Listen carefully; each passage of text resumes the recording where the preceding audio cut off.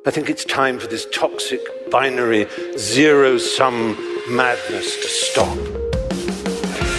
We're not an imperial power, we're a revolutionary power. We are no longer in a world where you can plot out moves statesman to statesman like a chessboard. You don't know anything about my background or where I came from, it doesn't matter to you because fundamentally I'm a mean white man. We can't do this to the next generation because America will cease to exist.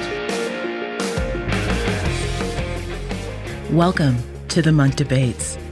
Every episode, we provide you with a civil and substantive debate on the big issues of the day. Free of spin, focused on the facts, and animated by smart conversation. To arm you, the listener, with enough information to make up your own mind. Today's debate, be it resolved, it's in America's interest for Joe Biden to continue Trump's China policy.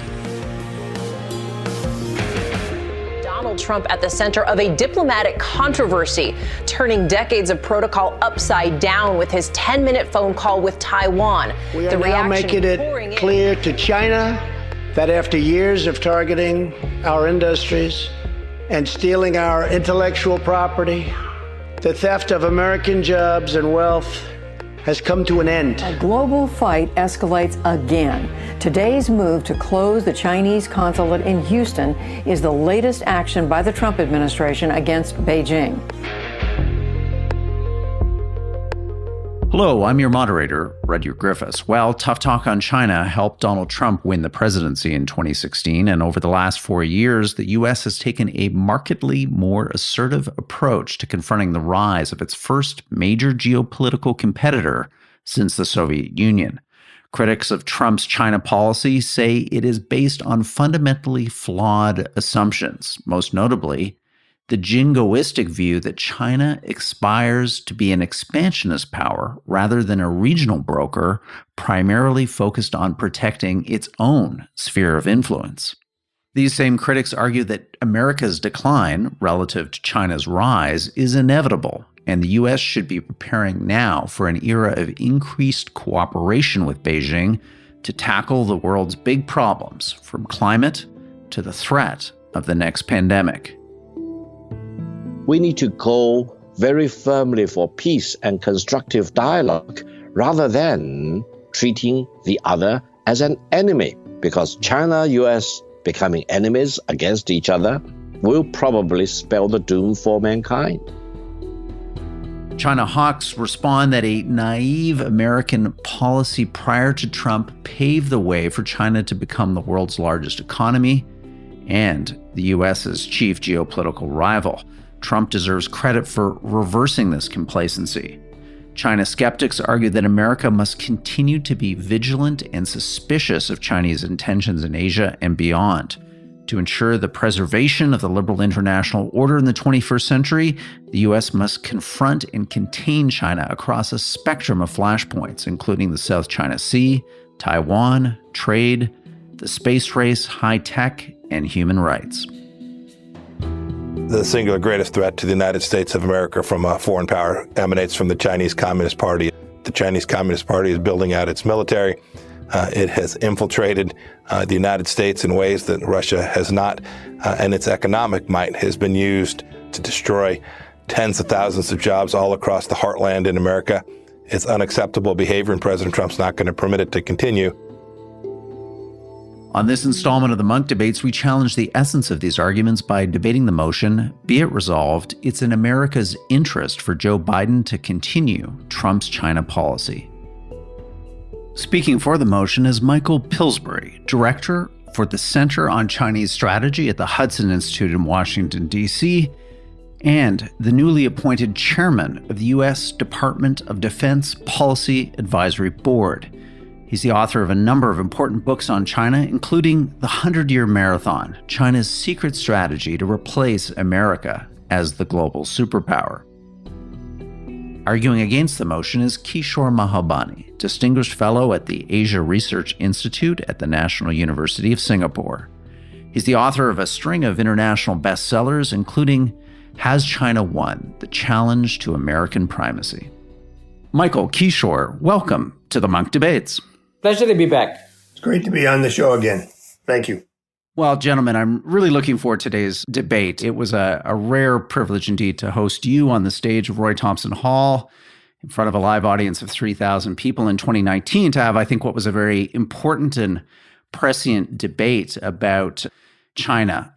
We can't be in front of a large crowd today physically, but virtually we have the thousands of listeners to this podcast tuning in, looking to be edified and informed about where the China-U.S. relationship is going to go from here. And I think the opportunity to hear both of your considered opinions on this critical geopolitical topic is a privilege indeed. Our resolution today, it's a simple one. Be it resolved, it's in America's interest for Joe Biden to continue Trump's China policy.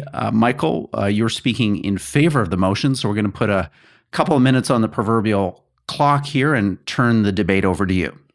The most important thing first is to understand what was Trump's China policy and what Joe Biden would have to do to follow it.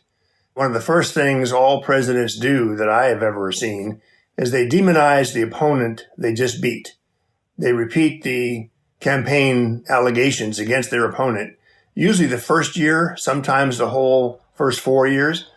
And what we've heard from the Biden campaign, and then since the appointment of some of the key people, Tony Blinken as Secretary of State and Jake Sullivan as National Security Advisor, what we've heard from them is that the Trump policy toward China was really, really bad. It was stupid. One of their key points is it created a vacuum in Asia, because Mr. Trump so badly handled all the allies that now Mr. Biden has to correct this damage, repair this terrible, terrible damage done to create a vacuum in Asia. So obviously, from the point of view of President Trump, he did nothing of the sort. He didn't create a vacuum. He didn't treat the allies all badly. So what his China policy was is what the Biden team right now is trying to find out. Just last week, the first two Biden transition team members went into the White House to read the secret Trump China policy for about a day. They've made no comment since then. I think what they're going to do is they'll have this continuation of demonizing Mr. Trump. So it'll be very, very difficult for outsiders to notice what Biden will do, that I predict will be something like 80 or 90% of Mr. Trump's China policy will be continued, but the Biden people will deny that they're doing this. Thank you, Michael. Kishore, we're going to put a couple of minutes on the clock now for you to have an opportunity to present your opening statement on our motion. Be it resolved, it's in America's interest for Joe Biden to continue Trump's China policy. You're arguing against this point of view. Let's hear your opening statement. Well, the goal of Trump's China policy was to make America stronger and China weaker. So the obvious question to ask after 4 years of Donald Trump, has America become stronger and has China become weaker? And I would say on several counts, China has actually become stronger over the past 4 years. And just two statistics. One, in the year 2009, the size of the retail goods market in China was 1.8 trillion, and in the US, it was $4 trillion. You fast forward 10 years to 2019, which is 3 years into Trump's term, China's retail goods market has grown to $6 trillion, and United States is now $5.5 trillion. So during the Trump term, what used to be United States' biggest competitive advantage over China, that it had a bigger market, United States has lost it. Secondly, and this, of course, we cannot blame President Trump for COVID-19. COVID-19 was clearly an accident of history. But it's very clear when the rest of the world watches how the United States has handled COVID-19 and how China has handled COVID-19. And, if the United States had the same number of deaths, same rate of deaths per population as China, instead of having close to 300,000 deaths, United States would have 1,000. Now, of course, you can't blame President Trump for all of that, but another clear indicator that China has become a much stronger, more competent country. So clearly, if Trump's policy was to make China weaker, it hasn't succeeded. And therefore, I would suggest that maybe Biden should consider a totally fresh approach to handling China. Thank you, Kishore. We're going to get into that fresh approach and your thoughts on it, I'm sure, over the course of this conversation. So, Michael, time for rebuttals. A couple minutes on the clock now for you to respond to what you've heard from Kishore in his opening statement. Take us away. Thanks. Well, first of all, President Trump's China policy was not to make China weaker. No Trump administration spokesman ever said this. This is a kind of a rhetorical device to criticize Trump as though he must have said it. But actually, not only did he not say it, he said the opposite. He said he wants more American investment by our investment companies in China. And part of the Phase 1 trade agreement was just that. This has now successfully happened. Our top 6 investment banks have now entered China. China changed its policy very dramatically and allowed them to have fully owned investment companies inside China for the first time ever since, I guess, the 1930s. There's a number of other aspects of President Trump's policy where he tried to work with China. His first summit in Mar-a-Lago was sort of a family meeting to discuss common interests. He set up 4 dialogue mechanisms with the various members of the Chinese cabinet. There are a lot of things President Trump did that were definitely not designed to weaken China. However, he did say many times, by my count 7 times, Kishore, he said if Hillary Clinton had been elected, China would be surpassing the U.S. GDP now during her term. This is not going to happen on my watch. So he did want China to not surpass the United States. As far as I can tell, the Biden team has the same way of thinking, but they don't want to say it. They've specifically said, make America great again or America first is a bad thing. Kishore is on to a very important point, diagnosing what are the sources of the competition between the two countries. One of them clearly is this economic primacy issue and the metrics by which to measure it. But experts differ. Some experts believe that the metrics favor the United States almost across the board and that China will never catch up with us. However, we have another group that says that's simply not true. We are not competitive anymore as an economy, and we have to fix ourselves in education, technology, innovation, a long list before we can ever be sure of staying ahead of China forever. So I think Kishore is right to focus on the issue of the strength of the two competitors, but there's a lot more to it, I think. Thank you, Michael. Kishore, your round, your opportunity to rebut Michael's opening statement or some of his remarks just now. Take us away. Well, Donald Trump did say that he wanted to make America great again. MAGA. That was his goal. And clearly what he meant by that was that America would become stronger and that the trade war would make Americans become better off after 4 years of the trade war. Unfortunately, the data seems to show that the trade war has completely failed. Firstly, the trade deficit with China hasn't gone down. The trade deficit with the rest of the world has gone up. And then in September 23rd, 2020, Market Watch reported that he told the Michigan workers, and I quote, "You won't lose one plant. I promise you that." He said that in 2016. 4 years later, Michigan has actually lost 3 major auto plants. In 2016, China bought $13.7 billion of United States soybeans. By 2018, 2 years in the Trump administration, that number had fallen to nearly half. And at the same time, a Moody's Analytics report in September 2019 said the trade war had already cost the U.S. economy nearly 300,000 jobs and an estimate 0.3% of real GDP. I'm quoting these sources to indicate that if the goal of the trade war was to make America great again, a more powerful economy, lower trade deficit, more jobs, more exports for U.S. agriculture, and all the data shows that he has failed, sadly, President Trump, in the goals he set for himself in the trade war. Thank you, Kishore.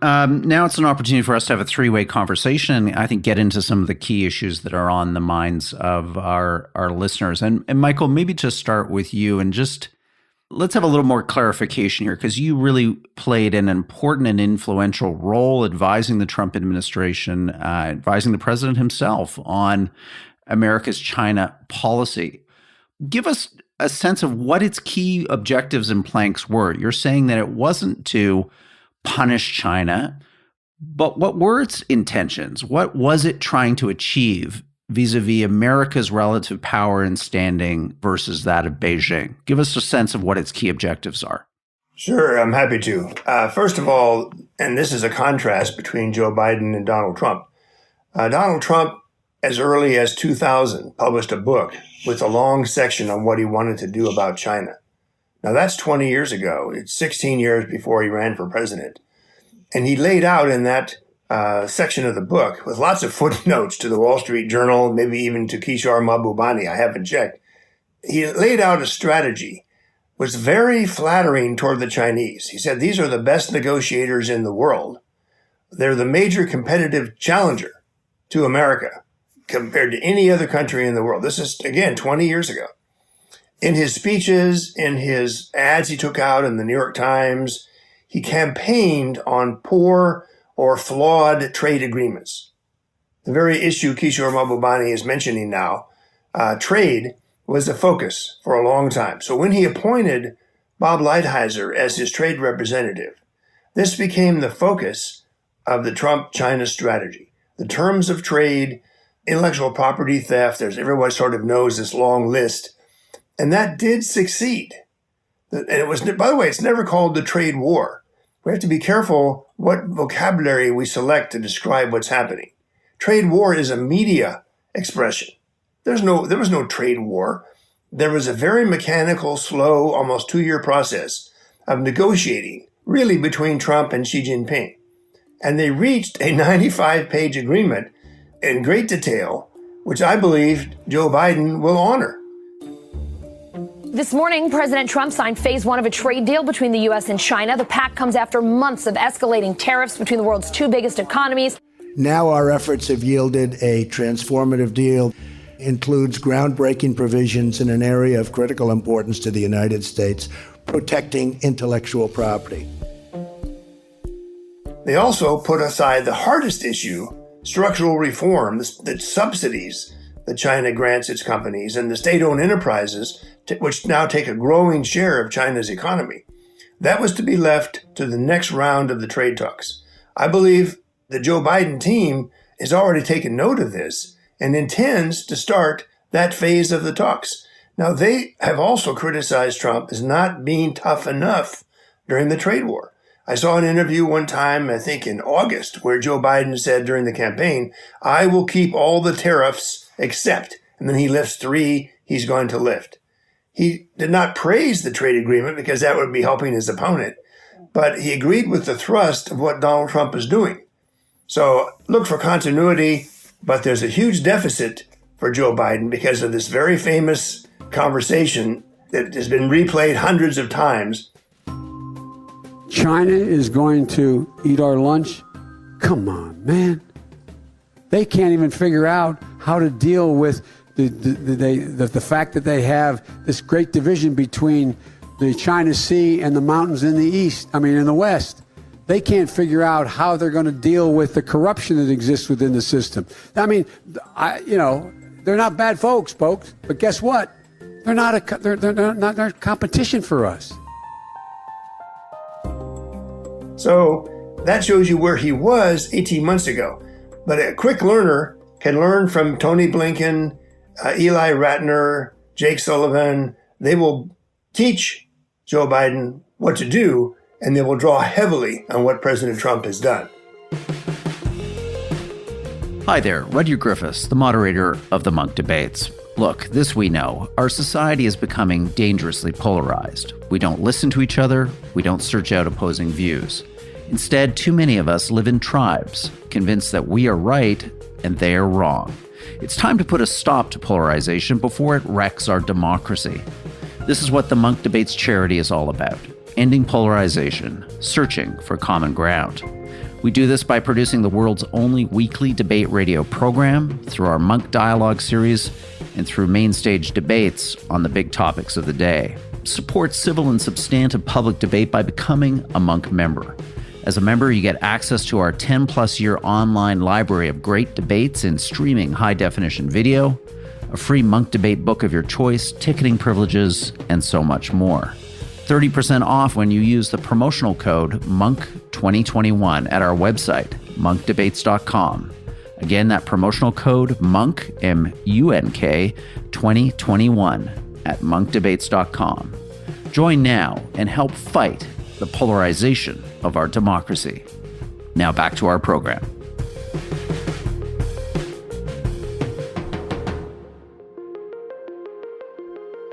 Kishore, to come back to you and to refocus it, because I think it's important what Michael's done there is kind of set out some of the core objectives of the Trump-China policy and their potential continuity into a Biden administration. But our resolution today is, be it resolved, it is in America's interest for Joe Biden to continue Trump's China policy. So speaking to an American audience, we have a lot of American listeners of this podcast, Kishore. I want to hear a bit more from you why you think it's not in America's interest to continue the tariffs, continue to push back against Beijing on issues related to human rights, to defend Taiwan and its independence. Why are those core tenets of Trump's China policy not in the interests of Americans? Well, that's a very good question. You know, I wrote a book called Has China Won? And the central insight of that book comes from a 2-hour one-on-one lunch I had with Henry Kissinger, whom I think Michael would agree is probably one of, if not America's greatest strategic thinker. And what I learned from him in that 2-hour lunch, basically, and he's allowed me to cite him, so I'm going to say what he allowed me to cite.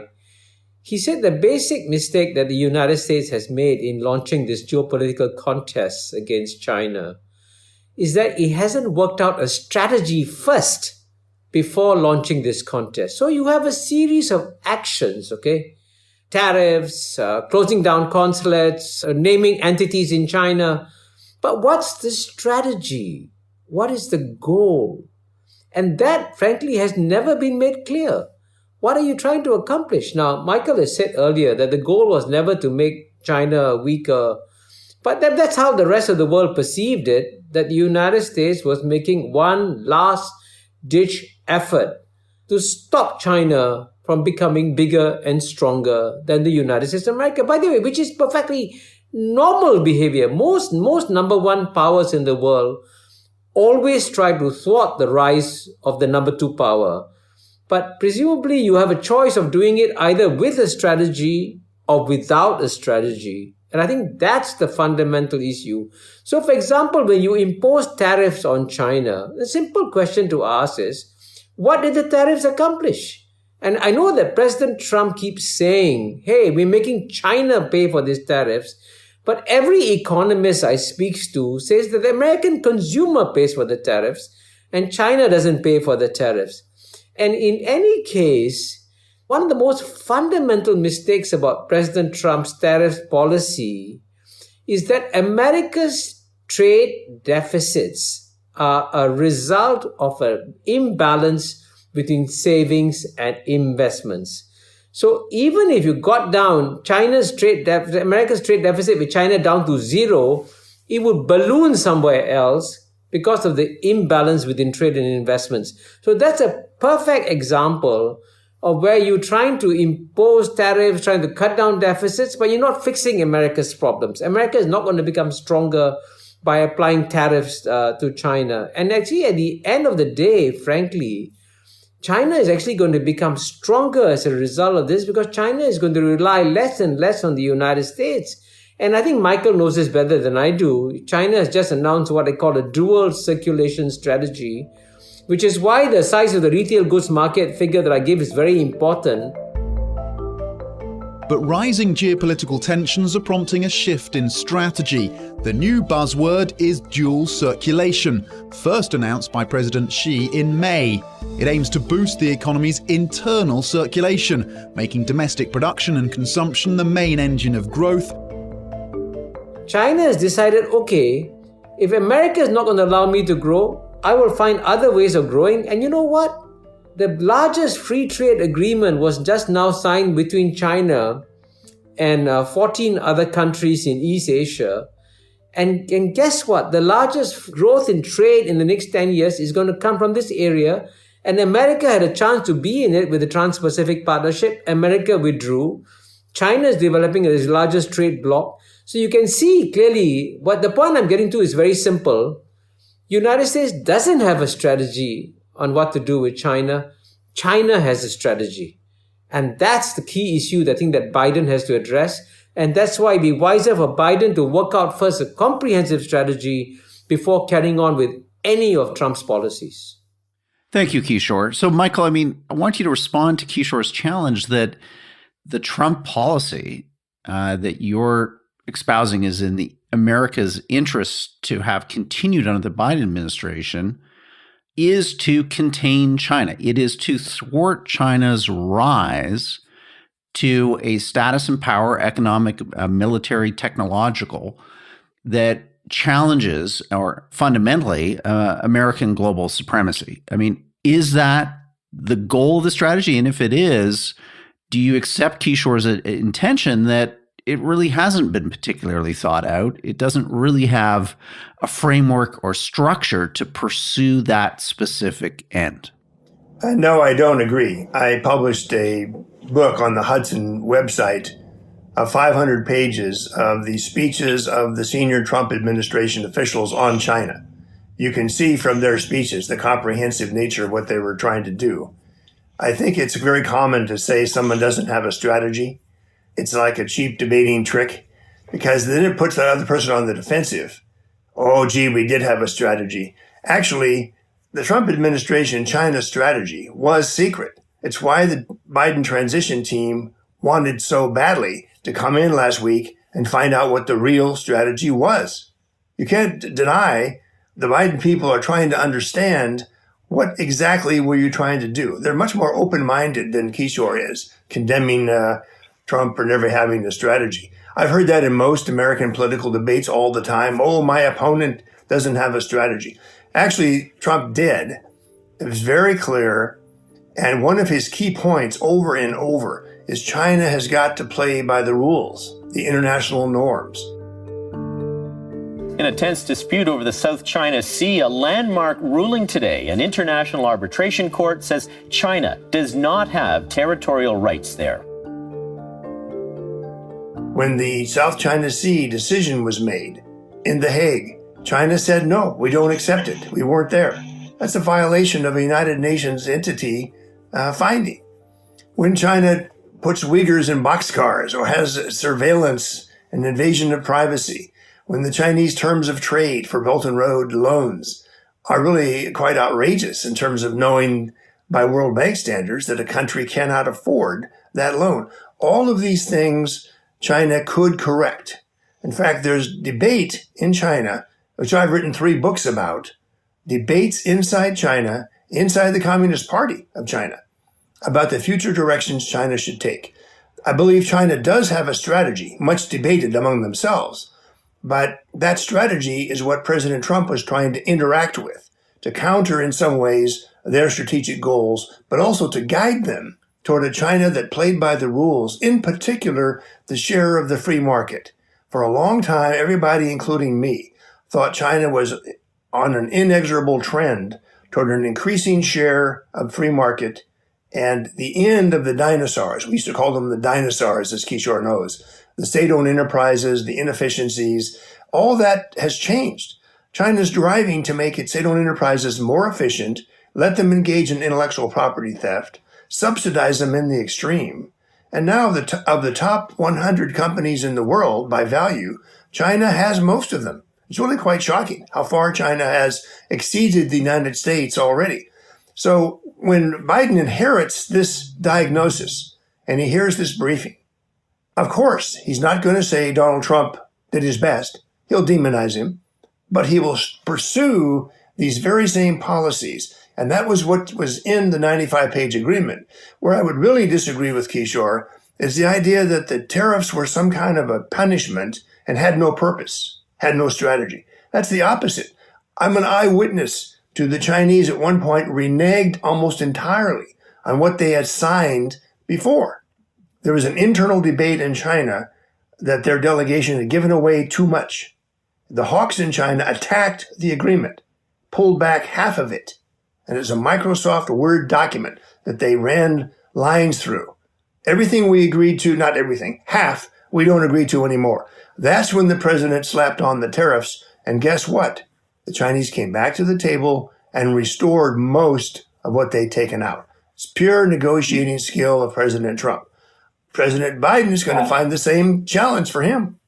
Yeah, this is fascinating. Michael, really important contribution there because it allows me to come back to you, Kishore, and say, look, you're mischaracterizing the Trump policy. It wasn't to punish China. It wasn't a punitive approach to tamping down the rise of China. Instead, it was a policy that was trying to guide their development in ways that would ensure their participation in the liberal international order, that would ensure the modernization of their economy. And maybe, I mean, Michael didn't say this, but maybe the underlying idea there was the potential here to open China up politically, ultimately, to push back against the hawks and the authoritarian trends in China, which are a worry to everyone. Why do you not accept that, Kishore, as the intent, a kind of benign intent here on the part of Trump's policy? Michael is absolutely right. I'm pretty sure that Tony Blinken and Jake Sullivan are reading some secret documents about some secret policies that are clearly being carried out by the Trump administration. But at the same time, the strategy, the big strategy clearly has to be visible. Everybody, if it's a strategy, everybody can see it.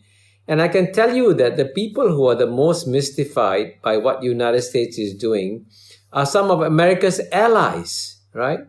And this is an important point to make because I haven't seen any American ally rush to join the United States in what it's trying to do with China. Why now, when this final dash to the election less than now a month away, is Pompeo in Asia? This was an initiative actually proposed more than a decade ago, originally by Shinzo Abe, to get like-minded democracies in the region together to kind of counter the rise of China. India has really kind of resisted getting into such alliances. And for Japan, he has to strike a very delicate balance between appeasing the United States, its lone military ally, and China, its number one trading partner. Look at the contrast between this and the Cold War that the United States carried out against the Soviet Union. And here I must say that it's useful to refer to another strategic thinker, George Kennan, whom I quote a lot in my book, Has China Won? And he said that, the outcome of any geopolitical contest will depend, number one, on the spiritual vitality of your population vis-a-vis your competitor. Are the Americans feeling good, feeling better off than the Soviet population was? And today, you got to ask the question, are the Americans better off? Number two, George Kennan said we have to cultivate friends and allies and keep them on our side. And number three, he said, by the way, be humble. and the fourth thing he said, don't insult. Now, these are George Kennan's advice on how you manage a geopolitical contest. And what's interesting is that the four pieces of advice that George Kennan has given have all been ignored in this current policies towards China. And as a result of it, you notice that, it's very hard to think of a single country that has stood up and said, hey, we are right behind you. We're going to go all the way with you. And that in itself is very, very telling because it's so different from previously. Whenever America did something, there was a lot of countries would rush to follow the United States of America. But in this campaign against China, I cannot think of any country, with the possible exception of Australia, that has been enthusiastically saying, we are right behind you in this campaign that you're having. So that is an indicator of how the rest of the world is mystified and trying to figure out what is really going on here. Let's have you, Michael, talk a little bit more, again, focusing us like a laser on our resolution today. It's in America's interest for Joe Biden to continue Trump's China policy. a lot of people would think that there are these really important bilateral issues between the United States and China. Think of climate, think of the risk of another pandemic.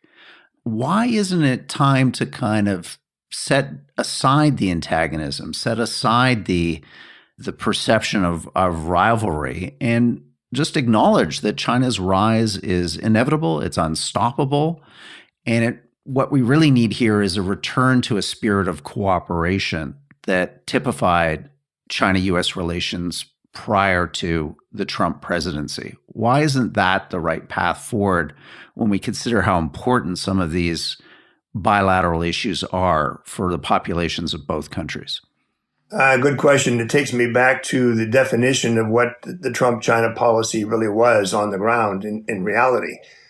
We have the largest embassy in the world in Beijing. It's 2,300 staff. If you go to the embassy in Beijing website, you will find a description of 50 U.S. government agencies, all represented in our embassy and our consulates, who have cooperative programs with China. For example, just to pick one at random, our FAA helps the Chinese manufacture airliners that meet international safety standards. The long list of cooperation between the U.S. and China has continued under President Trump. What happens, though, is his critics, who are really, I think he uses the term haters. These are the haters. They so hate President Trump, they will distort his policy and make it sound like either Cold War or he wants to start a war. I noticed there was just a few minutes ago a mention of the independence of Taiwan. President Trump, from the beginning, said he supports the traditional one China policy. He's not for the independence of Taiwan. His arms sales to Taiwan have not been any greater over a 4-year period than previous presidents. So you get this crescendo of Trump haters characterizing his policy, and it just confuses allies and partners.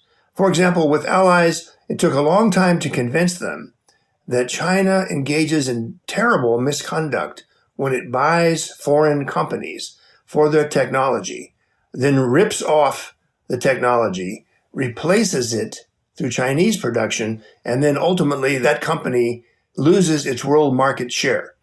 Trump published a study 300 pages long in early 2018, listing all the examples of how this is done.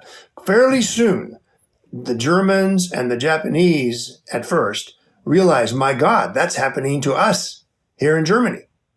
State-of-the-art technology, whether it's electric cars, maneuvering in space. There's a very, very long list in these publications. China is stealing this in a systematic way, nothing to do with America, wherever the technology is. So Germany began to toughen up its mergers and acquisitions policies. It created a group to review what are the Chinese doing with our most advanced technologies that we better block to make Germany at least safe from this kind of predatory behavior. The Japanese did exactly the same thing. In fact, the Japanese, Kishore, I'm pretty sure you've written about this, they created $1 billion fund to help Japanese companies come home from China to try to reduce this theft. Now, will President Biden continue this? You bet he will. Will he say, thank God Donald Trump, took these pioneering moves with the Germans and the Japanese? No, of course he won't say that, but it's the truth that he'll be building on Trump's successes. Thank you, Michael. So that's a great segue, Kishore, to come back and just push you a bit more again on why you think it's not in Americans' interest. Forget the administration. Let's just talk about the average citizen in America to adopt a Trump policy that ensures or pushes, hopefully, forward for Americans their continued technological dominance, their economic superiority. Well, Radiat, since I have disagreed with Michael a few times, let me agree with him for a change. I'm going to shock Michael by agreeing with him. Michael is right. China has made a huge, I would say even a strategic mistake in alienating the American business community. And clearly, this has been due to unfair rules and practices in China, insisting on transfer of technology, intellectual property theft, and, not creating a level playing field for American companies in China. So yes, China has made serious mistakes too. I want to emphasize that. And I think it's right for United States and right for Germany to complain about the fact that Chinese are buying up their companies and sucking away the technology. I think that's a fair complaint to make also.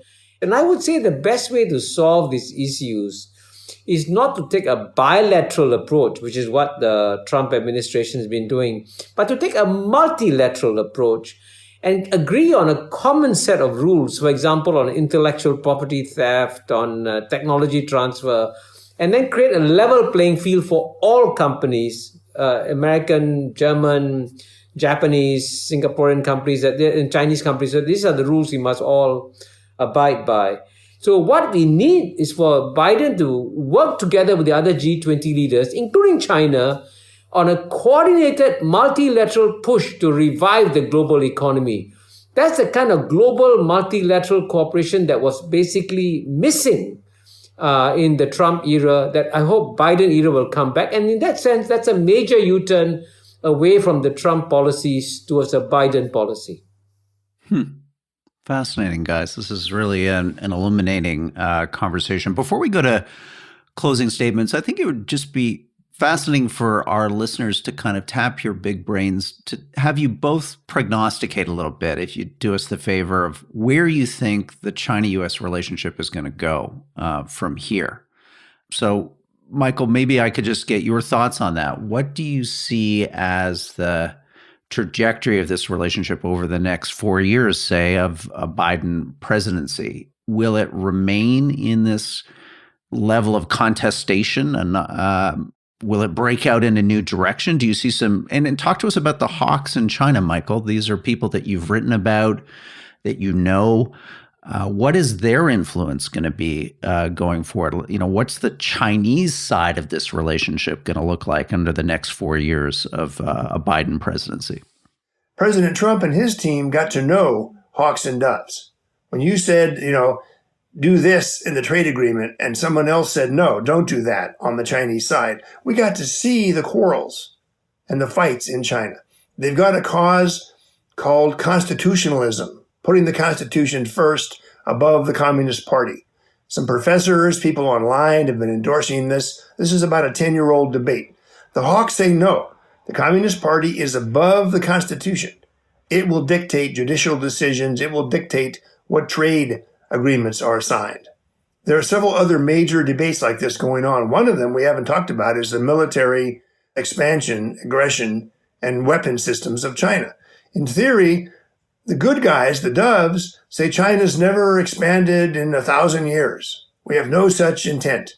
All those satellites maneuvering in space, coming close to your American satellites, don't worry your pretty little head about it. Our Navy being larger than your American Navy now, don't worry, your quality is better. Don't worry about the numbers of the Chinese Navy. So we have this military puzzle to analyze. Why is China, which loves peace so much, they tell us, why are they the fastest growing military power in the world? Like 15 new types of missiles, one of which they denied to us they were ever going to build. Now they have more than 200 designed to sink an aircraft carrier by coming in at 6 times the speed of sound, so the aircraft carrier can't even detect it. Why is China doing these things? This is part of what the Biden team is going to have to debate. While the debate goes on in China, are we pushing ahead too fast? Have we created a global coalition against China by our overly aggressive activities? This is a debate I find quite fascinating in Beijing. That will be fascinating to watch. So, Kishore, before we go to closing statements, let's get your thoughts about how you think the next 4 years of the Biden administration can unfold. Are we going to see a rapprochement between the United States and China? Will tensions continue? Will there be new irritants in the relationship that will crop up? Well, I expect that there will be a major debate within the Biden administration. There's absolutely no question. And on one side, very clearly, that this geopolitical contest between US and China is not driven by personalities. It's driven by structural forces, which, as I say, I've documented in my book, Has China Won? The 3 structural forces are, number one, over 2,000 years, the number one power always thwarts the rise of the number two power. The second structural force is the fear of the yellow peril. I know this is politically incorrect. I'm going to table it. And then the third one is the bipartisan consensus in Washington, D.C., that China has let America down by not becoming a democracy. These are the sort of structural forces driving this contest. But on the other hand, I also argue in the last chapter of my book that actually if the United States goal, frankly, primary goal is to improve the well-being of the American people, and that should be the primary goal of Joe Biden, because America, unfortunately, is the only major developed country where the average income of the bottom 50% has gone down over a 30-year period. All the statistics show that the bottom 50% in America really need a lot of help. And the best way to achieve this is not for America and China to work against each other, but to work with each other in this economic dimension. And similarly, if Joe Biden is going to make global warming his number one priority, which he said is going to be, climate is going to be his number one priority, John Kerry is his climate czar, there's no way you can prevent global warming unless China is part of the solution. Because if China is not part of the solution, China becomes part of the problem. And so if you want to achieve all these things, it's important for the Biden administration. I can understand some competition will continue, but to balance the competition, there are also many other areas where the United States can cooperate well with China. And frankly, the rest of the world will be happy to see cooperation in those areas so that the whole world, the 7.8 billion people in the world, will feel better off with the US and China balancing competition and cooperation and not going out into an all-out competition. Thank you, Kishore. Well, let's go to closing statements. This is an opportunity for both of you to kind of wrap up your key arguments, push back on anything that you've heard from the other side that you want to underline for our listeners. So, Michael, let's hear your summation. I'll put 2 minutes or so on the clock for you to sum up this terrific debate. Well, I only have one or 2 points. I think it's the idea of cooperation with China is very, very important. The cooperation should be in the interest of both sides. And over the last 30 years, as I try to document with declassified government records, the U.S. has helped China enormously.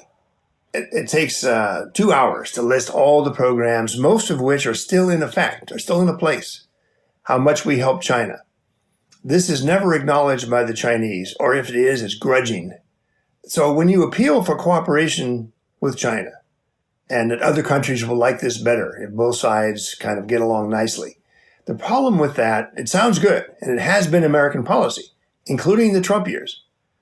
But what it does, it makes everybody complacent that there is Chinese misconduct that's hurting the rest of the world, not just America, the rest of the world entirely.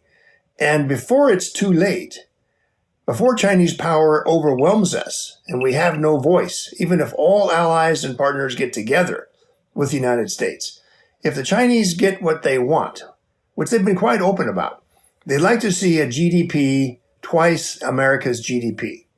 They're sort of closing in on us now. It's hard to measure when they'll surpass us. But the goal isn't just to surpass us on one day. It's to continue. So another 10 years goes by at their growth rate, and they're double our economy, and then triple. We've got Chinese economists on the record saying 2049, China will be at least triple the American economy. That's what President Trump meant when he said China will own us if we can't change these trends. So I hate to say I'm against cooperation with China. That's irrational. There's large areas of cooperation. But if we don't maintain a sense of vigilance, when I say we, I don't mean of just America. I mean, all countries in the world have to start to understand how China is very different now. President for life, human rights violations that Pompeo called the stain of the century. The space activities, this long, long list. We can't be nice to China so everybody else will think, oh, gee, isn't that wonderful? The two great powers cooperate. If China has all this misconduct, I asked Kishore to join me. China is on the wrong path in many, many ways, and the rest of the world had better try to get China to get back to the right approach, or we're all going to be very, very sorry with a GDP that is double the next contender. That's what we face. And that's why I believe largely the Trump policy toward China will be followed by the Biden team. But no credit to Trump. That's what they're telling me. I got it. Okay, Kishore, we're going to give you the last word in this debate. 2 minutes on the clock, your chance to sum up.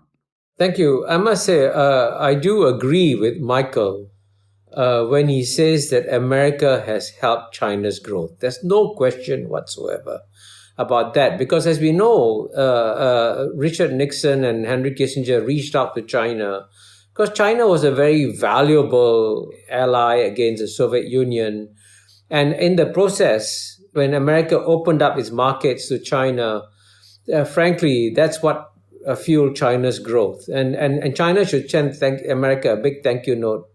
But at the same time, I also need to add that with China becoming so big, we're not returning to an aberration, we're returning to the norm. Because from the year 1 to the year 1820, for 1800, out of the last 2,000 years, the two largest economies were always those of China and India.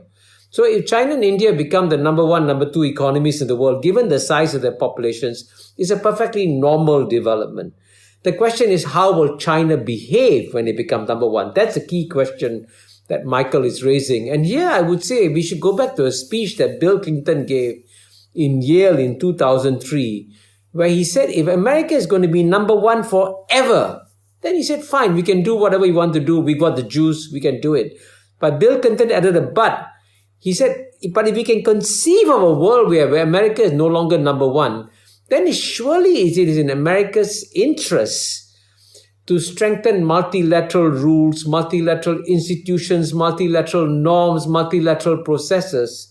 Because the best way to constrain, not contain, the best way to constrain China and to ensure that a China which is bigger as a rule-abiding actor is to use multilateral processes.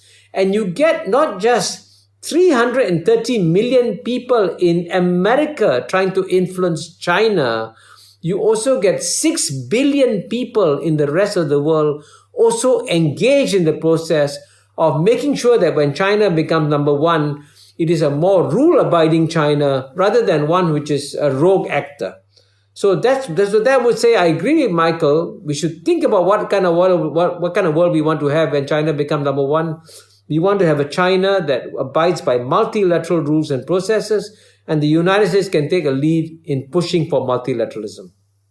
Thank you, Kishore, and thank you, Michael. This has really been an important debate. I've certainly learned just so much, not only about the last 4 years and the nuances and complexities of China-U.S. relations, but what could come next and what the outlines of a Biden presidency might look like vis-a-vis its relationship with Beijing and the Middle Kingdom. So thank you for such a civil, substantive, and informing debate. A real pleasure to have you both on the program.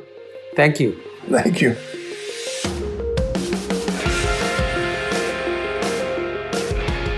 Well, that wraps up today's debate. I want to thank our participants, Michael Pillsbury and Kishore Mahbubani. They certainly gave us a lot to think about. The Munk Debates podcast is that special place for civil and substantive debate on the big issues of the day. To listen to more debates on everything from climate change to religion to geopolitics to the future of human progress, visit our website, monkdebates.com. You can also find show notes on today's debate. Thank you for helping us bring back the art of public debate, one conversation at a time. I'm your moderator, Rudyard Griffiths. The Munk Debates are produced by Antica Productions and supported by the Munk Foundation. Rudyard Griffiths and Christina Campbell are the producers. Abi Raheja is the associate producer. The Munk Debates podcast is mixed by Kieran Lynch. The president of Antica Productions is Stuart Cox. Be sure to download and subscribe wherever you get your podcasts. And if you like us, feel free to give us a 5-star rating. Thanks again for listening.